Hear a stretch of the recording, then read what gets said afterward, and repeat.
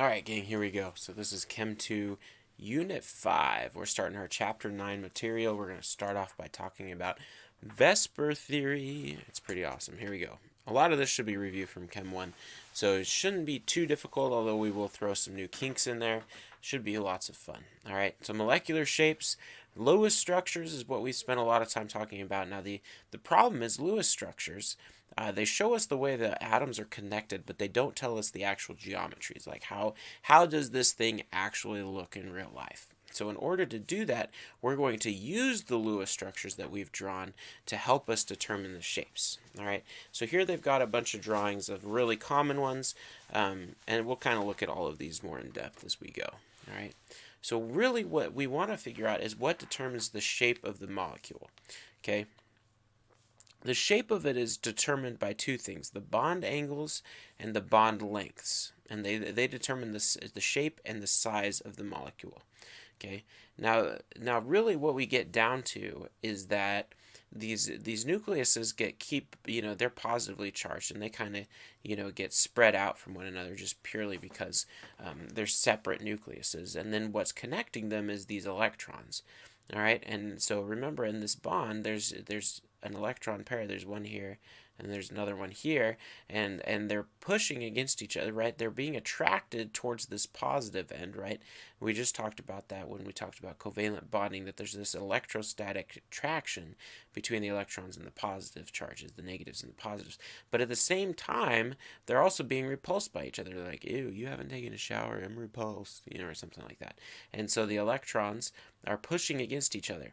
Now, the idea is that these electrons pairs repel each other, and so the electron pairs, even though they're stuck there in that relative general area because they're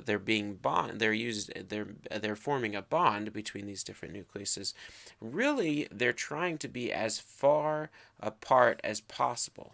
Okay, and this idea that they want to be as far apart as possible from one another is really what allows us to predict the shape of the molecule. And the idea that we're going to be playing on is this idea of VSEPR.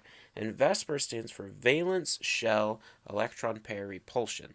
All right, so we're talking about valence-shell electron pairs. Okay, so these are electron pairs in the valence shells and how they repulse each other. All right, that's just generally how they talk about what they're talking about. All right, so first, before we kind of jump into their shapes and all that stuff, first we need to define one last thing. We got to talk about electron domains. Okay, electron domains are simply the places you have electrons around the central atom, whatever atom you're talking about. So electron domains are bonds, lone pairs, multiple bonds, so double, triple bonds.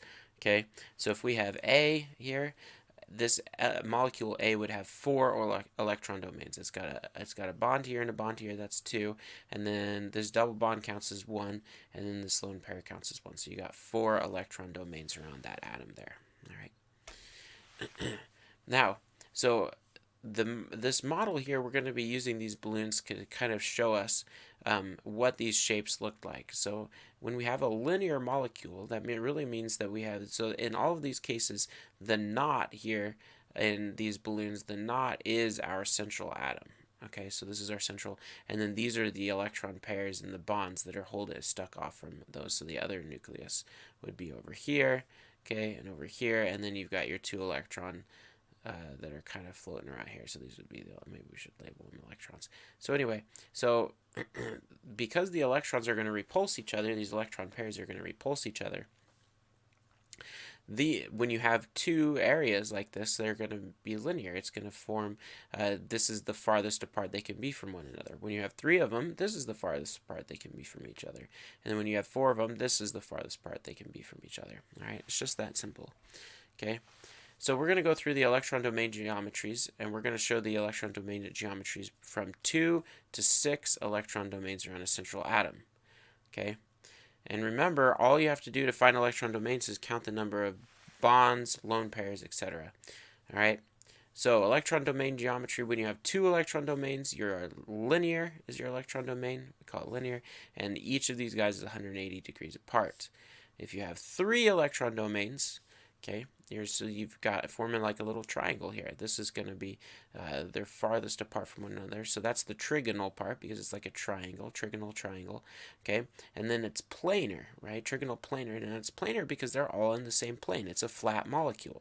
All right, and so these guys, because it's forming a triangle, they're all 120 degrees apart. You divide 360 by 3, you get the 120. All right, now 4 is where things get a little bit more exciting. With 4 electron domains, our arrangement is going to be what's called a tetrahedral, or tetrahedral. So a 4-sided shape. If you play D&D or something else, this would be a 4-sided die, or D4, if you will. But anyway, so you've got these 4 electron domains. All right, and in order to get farthest apart from one another, they form this shape here, where each angle between these is 109.5 degrees apart from one another. So from here to here is 109.5, from here to here is 109.5, from here all the way around to the backside, that's 109.5. All right, so that's a tetrahedral. 5 electron domains is a little bit more exciting. All right. This is called trigonal bipyramidal. So it's called trigonal because you got this shape of 3 in the bottom, right? It's 3-sided shape. And then bipyramidal. Remember, bi means 2. And so we're talking about 2 pyramids. One pyramid, it sticks up the top, and the other one sticks down below. Okay? So this guy here would be a 6-sided die. 1, 2, 3, 4, 5, 6. Right? So anyway, so there's your trigonal bipyramidal shape. Okay, now this guy is interesting because he's got 2 different orientations. You got one around the middle and one up and bottom. So that we call the one around the middle the equatorial, and the one that stick up and bottom, that's the axial. Okay, and so the equatorial ones are simply just a trigonal planar, so they're 120 degrees apart from one another. And then the axial ones, the top and the bottom, are 180 degrees from one another, or 90 degrees down to the ones that are trigonal planar. And then finally we have electron domain, 6 of them. We call this octahedral, or an 8-sided figure. All right, and in this case, everything's 90 degrees apart from one another. Now, one thing that you should be aware of is that sometimes electron domains, or the number of electron domains, is called the coordination number. This is an older term that the textbook doesn't use, but you might run into that and when you're in college, so I just want you to be aware of that. All right, so electron domain geometries, they're helpful because they kind of give us a general idea of what the molecule looks like, but they're not going to tell us what our molecule actually looks like. So in order to do that, we have to use the molecular geometry. So these are the kind of the steps of how you're going to find the molecular geometry. You draw the best Lewis structure. Okay, so figure that out. Use your formal charges, all that jazz. Determine the electron domain geometry. All right, so figure out, which of the 6 or the 5 we just talked about were. All right, and then from there you have to use this new system to figure out the actual geometry by counting only the bonding pairs. All right, so in a linear electron domain, this one's super easy because your number of electron domains is 2. Okay, you can only have 2 bonding domains. You can't have any non-bonding domains in this guy here, so it's linear. So the only guy here is linear. Pretty easy. All right, trigonal planar. All right, same sort of idea. You got trigonal planar, so all 3 of them, if all 3 of them are bonds, then you got a trigonal planar molecule like BF3 here. All right. However, if you replace one of those electron pairs, or those bonding pairs, with non-bonding, or lone pair, then you end up with a bent shape. Okay, because remember, with our molecule, we don't care about what those electron pairs look like. We really only just care about what the general shape of the molecule is. So this guy's bent. All right. Now for trigonal planar, there's 3 different molecular geometries, all right? Or it shouldn't say trigonal planar, it should say tetrahedral up here. So it should not tetrahedral. Tetrahedral. My bad. Didn't catch that one. Tetrahedral. Same thing on this one. It should be tetrahedral. But anyway, so you'll just cross this out right here. Okay, but anyway, so tetrahedral. So if you've got all 4 bonding domains, then you get a tetrahedral shape. It looks like this. Now remember, we talked about this way back when, that we've got these 2 different notations. If it's shaped like a wedge here, so we call this a wedge shape, that means that hydrogen is sticking out at you from the screen, and then this dashed means that it's sticking into the screen. So the hydrogen is sticking out at you, and the dashed is going back in towards you. All right, and then a solid line simply means that they're in plane or on the screen or on the paper. So that means this hydrogen, carbon, and hydrogen are all flat on the screen. This hydrogen here is sticking out at us, and this wedge one is sticking in towards you. All right. Okay. If you've got 3 electron domains, or 3 bonding domains, and one of them is non-bonding, then you get a trigonal pyramidal shape. Okay. And then finally, if you have 2 non-bonding domains and 2 bonding domains, then you get a bent molecule, like so. So this is like water. Okay. Now, one thing you have to think about here is that non-bonding pairs take up more space than bonding pairs, and this is a good way to recognize it here. So if the bonding electron pair is forming a bond, you got these 2 nucleuses on either side. Remember, nucleuses are positively charged, and so these electrons are going to be dragged in. So you got your electrons here. Remember, these electrons are going to be attracted towards the positives. Okay, so they're going to be dragged in towards the positives. However, if in this case your non-bonding pair, you've only got 1 nucleus that these guys are close to, and then the electrons are over here. So in this kind of case, the electrons are, they're being dragged towards this side here, towards the positive on this side, but on the other side there's no positive to pull them back in. So really the only force they're feeling is the repulsion from each other. So this electron is going this way because of this electron, and this one's pointing that way, and so they take up more space. Now because that happens, they're going to compress the bond angles around them. So this is our tetrahedral molecule. Remember, this is tetrahedral, and remember that in a tetrahedral molecule all of the bond angles are 109.5. However, in NH3, it has an electron domain of tetrahedral. However, it's trigonal pyramidal. Okay, and so because of this lone pair, it's going to squeeze down and push down on these bonds on all 3 sides so that these bonds get closer to one another. So now they're 107 degrees apart. And then with water, you get an even more drastic representation here because it's bent, so you got 2 lone pairs, and so these guys are both going to be pushing in on your bond or your bonds here and make this even smaller, that 104.5. And really they're all 3 of these structures are based off of the tetrahedral electron domain. They should all be 109.5, but these lone pairs screw things up and make them smaller. So anytime you see lone pairs, you should know that your bond angles are probably going to be smaller, but you got to kind of be smart about it. So we'll talk about that as we get there. The other thing you need to be aware of is multiple bonds also take up more space than single bonds, and that just makes sense because double bonds have more electrons, so they should take up more space. All right, so if one of your electron domains is a double bond or a triple bond, you should automatically know that's going to affect your lone pairs. So here's this guy here, COCl2. Now COCl2 has a double bond from the carbon to the oxygen. Now if you had something like, remember BF3 looks like this. We won't draw the lone pairs. Okay. And these bond angles should be 120 degrees. This is what they're set at. Now here, because this is a double bond, it's going to take up more space, so it's going to push these guys down this way. So this bond angle is going to be greater than 120, and on both sides. So 124.3 is what they have it labeled as. And then between these 2 chlorines, it's going to be smaller than that 120. It sits at 111.4. Notice that they all add up to 360. All right. Now, you can also have more than the octet rule, right? We talked about exceptions to the octet rule. All right. So the first one up is the trigonal bipyramidal. So first, let's just look at this guy real quick. And we kind of already briefly talked about this. There are 2 distinct positions. You have the axial positions here, and those are the ones around the middle. And then you have the equatorial, we said it backwards. This is your equatorial around the middle because it's around the equator, right? And then you have your axial positions, and these are the top and the bottom, all right? The equatorial portions form the equatorial triangle, right? And this is what they say. That's how they remember it. I remember the equators around the middle, but, whatever floats your boat. And there's 4 distinct molecular geometries for this domain. So you can have 5 electron domains, and all of them are bonding. Okay, and this would form your trigonal bipyramidal. Remember this trigonal bipyramidal we talked about last time. There's a couple minutes ago. You had the triangle, and then you had the 2 pyramids, one going up and one going down. Then you can have it set up where you have 4 bonding domains and 1 non-bonding pair. And so now Now you might be asking yourself, well, how did they know that they were going to take off an equatorial non-bonding? Well, if you think about it, if you took off any of these, it would automatically rearrange itself so that they're as far apart as possible. So if you remove one of them, this is the arrangement that's going to have them farthest apart from one another, because these bonds, they're not stuck in space like they would be like in the models that we use in class. They can kind of move around.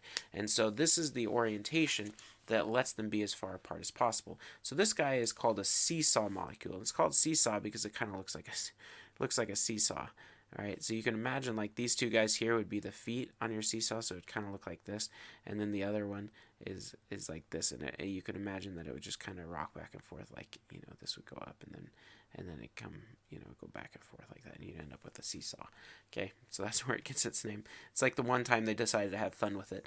And then the next one here, 3 bonding domains, 2 non-bonding, you get a T-shaped molecule, and you just get this perfect T. All right. And then you have bonding domains, 2 bonding domains, 3 non-bonding, and you end up with a linear molecule. All right.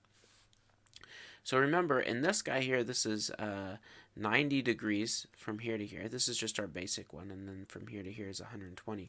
But let's look at what would happen here. So if we have this guy and this lone pair, all right. So this guy here, this bond angle, it depends on what we're looking at, exactly what the bond angle is. But we know that without that lone pair, it should have been 90. So that lone pair is gonna push against these guys a little bit more. It's gonna be less than 90. So we're gonna say that guy's less than 90 degrees because it's, you know. And then from here to here, well, this used to be 120 from this guy to this guy, but because this is messing with it, these guys are going to be pushed farther together, so this is going to be way less than 120.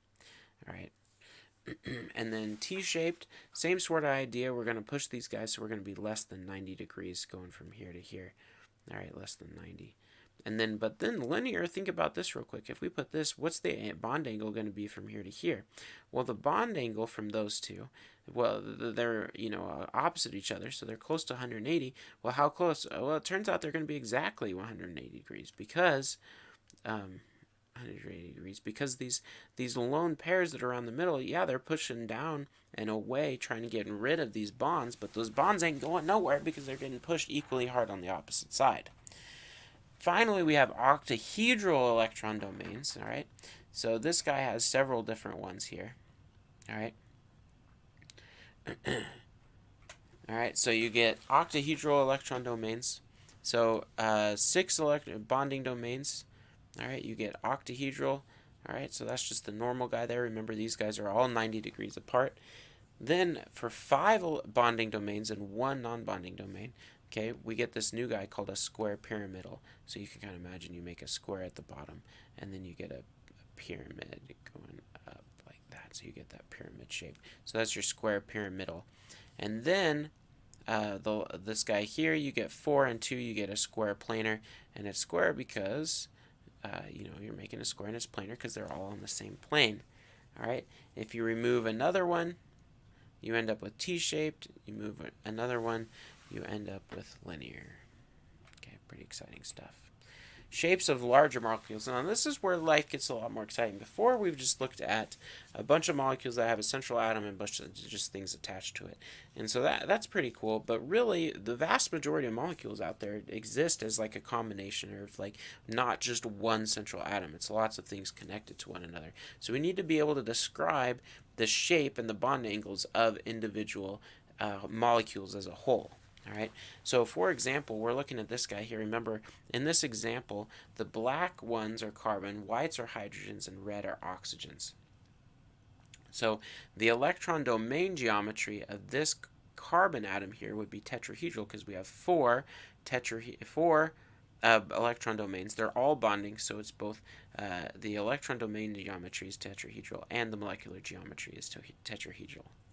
All right, for this guy here, for this carbon atom, we have 3 electron domains, and we should just be able to guess that these bond angles, let's just talk about this, sorry, all of these should be 109.5 degrees, right, because there's no lone pairs messing with them as tetrahedral.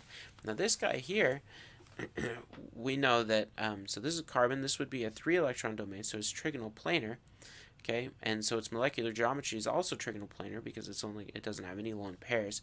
However, remember, double bonds take up more space. Now, trigonal planar is usually 120 because it's a triangle. However, in this case, the double bond takes up more space.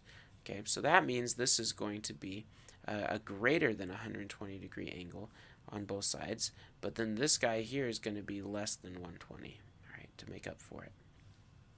And then finally here, we've got this COH group right here. All right, so this is a carboxylic acid group because we got the double bonded O and the OH here. But anyway, so because this is an alcohol, we know that it had to have had 2 lone pairs sitting on top of it. And so this gives us 4 electron domains, so that's our tetrahedral.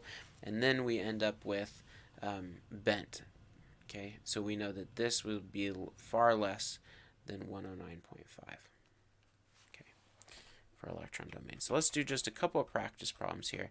Practice exercise 2 is to predict the electron domain and molecular geometries for these guys here. So SeCl2, first step, we got to draw the Lewis structure. So we got selenium and 2 chlorines. We're going to add those guys up. So selenium is 6, chlorine is 7, so 2 times 7 is 14, so 20 valence electrons. Selenium is going to go in the middle because it's least electronegative. Chlorine, give everything a full octet. 2, 4, 6, 8, 10, 12, 14, 16, 18, 20. So 20 electrons. So the electron domain here, all right, is 4, right? So we're going to be tetrahedral. And then the molecular geometry, well, the molecular geometry, we have 2 bonding pairs, 2 non-bonding pairs. So that means this guy is going to be bent. So that was pretty easy, and so we know that the bond angle should be less than 109.5 degrees. I'm just taking it a little bit farther. All right. Now the other guy, CO3 2 minus. So let's draw a little line here. So CO3 2 minus. So we've got 1 carbon, 3 oxygen, and then we'll say 2 electrons. All right. So we'll add these guys up. So carbon has 4, oxygen has 6, there's 3 of them, so 3 times 6, and then plus 2 more for those electrons. So we have 3 times 6 is 18, plus 4, plus 2, oh gosh, 18 plus 4 is 22, plus 2 is 24 electrons. Which one's going to go in the middle? Well, it has to be carbon. All right, so we'll do the carbon, and it's going to be bonded to 3 oxygen, so we'll go 1, 2, 3. We'll give everything a full octet, even though we know this isn't. We've done this guy before. We know it's not going to work, but we don't care. 2, 4, 6, 8, 10, 12, 14, 16. 2, 4, 6, 8, 10, 12, 14, 16.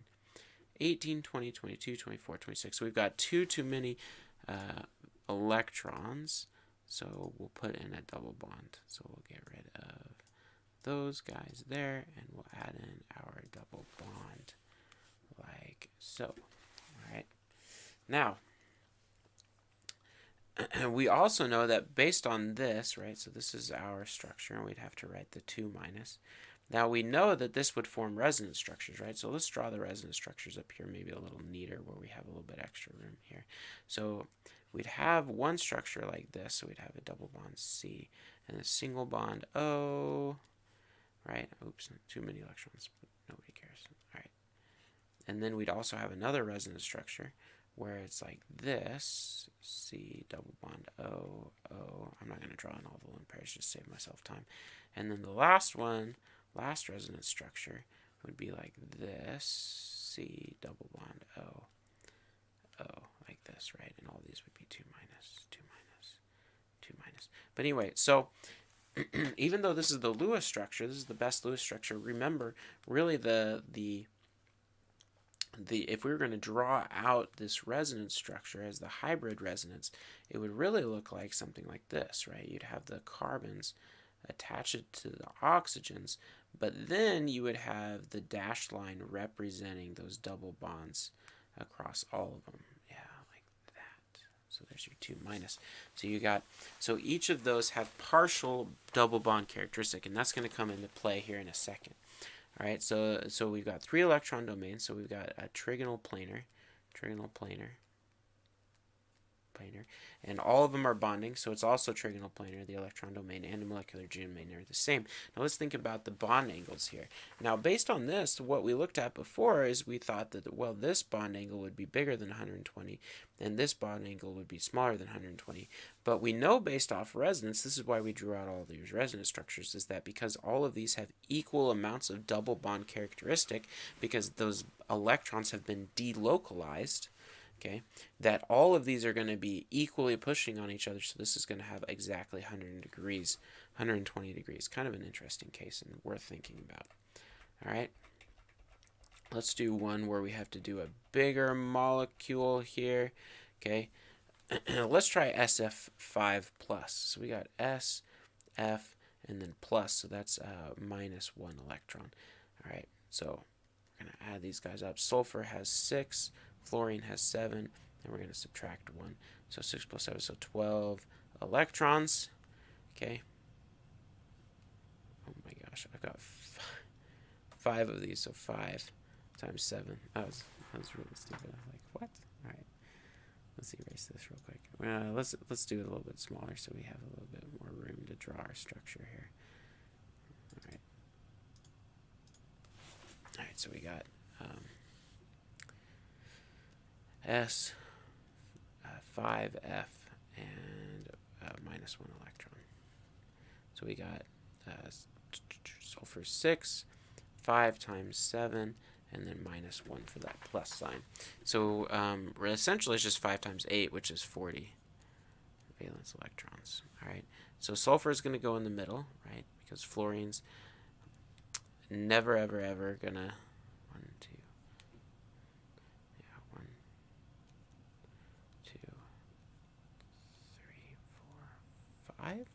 2, 3, 4, 5. All right. And we'll put up our lone pairs. And you should be able to do the math. 5 times 8 is 40, so we shouldn't have to worry about any double bonds or resonance structure or anything like that on this one. So we've got this guy here. All right, so it has 5 electron domains. 5 electron domains is trigonal bipyramidal. Trigonal bipyramidal. Okay, and all of them are bonding pairs, so this is going to be exactly the same. And so we should know that we're going to have some 120 degree bonds, and those are on the equatorial bonds, and then we also have some 90 degree bonds, and those are on the axial. All right. Predicting bond angles, well, we've already done this a little bit, but I wanted to do a bigger molecule here. All right, so it says the practice exercise 1. It says the atoms of the compound methyl. Oh, yeah, I guess we could do both of them real quick. So the compound methylhydrazine CH6N2, which is used as a rocket propellant, are connected as follows. Notice that they don't have Lewis pairs shown, so we need to think about these Lewis pairs, or these lone pairs as well. What do we predict for the ideal values of CNN and the HNN? So the CNN bond is going from here to here. So first we got to figure out these lone pairs. So we got to make sure everything has an octet. So we got to add a lone pair on that nitrogen. So we got a lone pair here, and then we got a lone pair here. All right. So, but really they want to know about the CNN and HNH bonds. So the CNN bond would be this guy right here, going from here to here. So we really care about this bond angle. So that means we're going to be looking at the nitrogen, this nitrogen. Well, it has 4 electron domains, so that means it's tetrahedral based, but one of them is a lone pair, so that means we're going to have a trigonal pyramidal shape, so that means we're going to be less than 109.5. So really we're stuck between A and B already. All right, so this is going to be 109.5.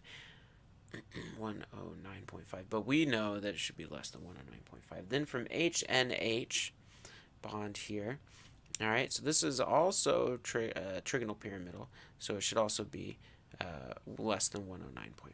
So exactly the same reasoning, 109.5 degrees here. All right, so it'd have to be A. All right, now on this guy, it says predict the HCH and the CCC bonds. All right, so HCH bond. All right, so that means we're going from this to this to this to this to this to this, there, this to this to this. Doesn't really matter. They should all be the same. This is tetrahedral, so it should be 109.5 degrees. degrees. And then from C to C to C, so we got 2 lone pairs, or 2 electron domains. Both of them are bonding, so this would have to be 180 degrees. Not too bad, right? And we don't really have to worry about the size difference, or that triple bond taking up extra space on that one, because there's not really anywhere else to go. It's not trying, it's already as far apart as possible. It's not like it's going to break the laws of physics to get any farther apart. Although I would not put it past electrons. Anyway, so that's it for VSEPR theory. Next video we'll start talking about polarity. Should not be too bad of a video. We'll just do some practice problems. Do lots of practice with these VSEPR theories, and it'll make the stuff coming up a lot easier. Anyway, do your homework problems. Let me know if you have any questions, and I'll see you on the flip side.